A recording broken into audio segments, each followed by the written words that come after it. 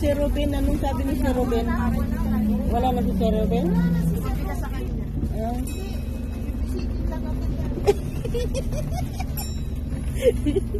Bisitin kita.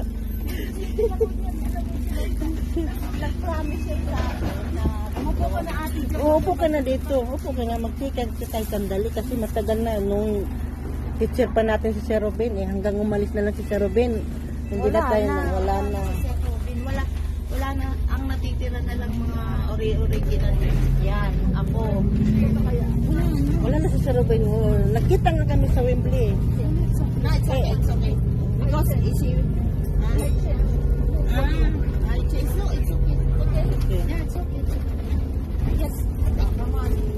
Tapos, Mga kaibigan ko ito. Oh. Dati. Oh. Ngayon nagkita kami sa bus. Oh, mga tingnan mo naman maganda. ang Oh. kilay, ang ganda. Chika-chika ka dyan, kilay mong ganda.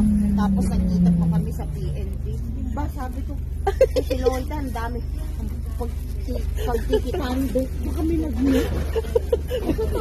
Ngayon naman, ay, pwede rin ako sa kabila. Kabila ka Oh, na. pwede. Bakit kaya dahil na tuwing nagkikita tayo ganito na sitwasyon no? Hindi yung formal ba no? Pinagtatagpo tayo, tayong Oo, dalawa. hindi talaga tayo magkaaway. Ito, best friend ko talaga yan.